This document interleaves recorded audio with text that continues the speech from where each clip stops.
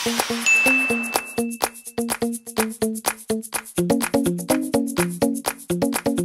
lang ang dahilan kung bakit kita pinapunta rito. Layuan mo si Stephanie. Is that a threat or a command? Ano bang dating sa'yo? Kung mismong anak mo ang si Stephanie, hindi ka sinusunod. Ako pa kaya? Kilala kong pagkatao mo, Mr. Chan. Malapit ka nang bumagsak. Di ka hangwa. Gaya ng sinabi ko, kabisado ko ang record mo. Now name your price. Madali talaga magpaikot ng mundo kapag marami kang pera, no? Naniniwala ako dyan eh. 100 million. Mapapaikot mo na ang mundo mo sa halagang yan. Alam mo, mas malaking pera pa ang kikitain ko dyan kapag nahawakan ko na ang negosyo ng mga uwi. Mabait akong tao, Mr. Chan. Pero masama akong kalaban. Sarili mo nga anak, hindi mo mabawi kay Olive eh. Ayoko lang guluhin ngayon ang buhay ng mga anak ko. Pero ngayon pumasok ka na sa eksena, nagbago na ang sitwasyon. May mga kapangyarihan akong hindi ko ginagamit, Mr. Chan. Baka mapilitan akong gamitin sa'yo. Tawagan mo ako o puntahan mo ako. Naka-ready ang pera anytime. Cash.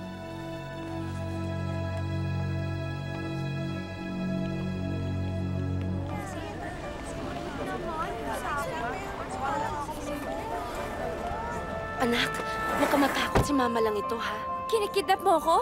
Hindi, anak. Gusto lang kitang makausap. Lahat na lang kasi ng paraan. Ginawa ko na para mag-usap tayo. Hindi mo naman sinasagot. Sandali lang, Ayoko! anak, ha? Ayoko sumama sa'yo! Anak, pupunta lang tayo sa lugar na pwede tayong mag-usap. Sige Ayoko! na, anak, Masama ha? kang tao! Tisi, Polo, Inge, Mama! I hate you! Rico! Rico!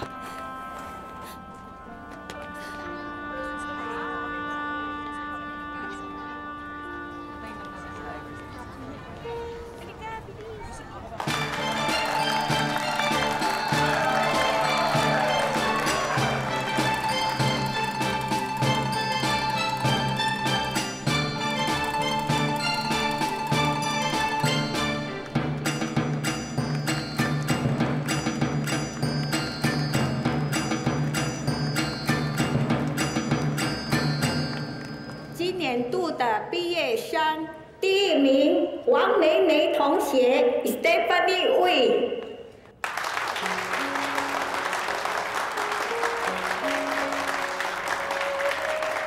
现在请她的姑妈 Miss Olivia Wei 上台为她戴上奖章。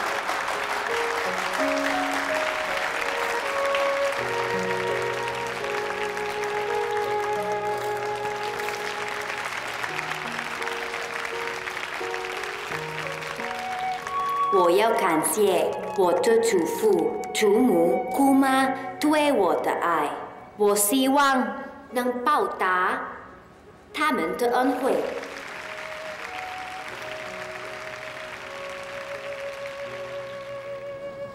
Nag-abroad si Stephanie para magkolehiyo. Lalo akong pinanghinaan ng loob. Tuluyan na siyang lumayo sa akin. Singlayo na ng nilakbay niya ang namagitan sa aming dalawa bilang mag-ina. Sinabi niya yun? Layuan daw kita dahil ayaw niya sa akin. Nakilala mo raw ako dahil kay Tita Olive. At pag galing kay Tita Olive, palpak. Hay nako. Matagal na siya talagang galit sa akin.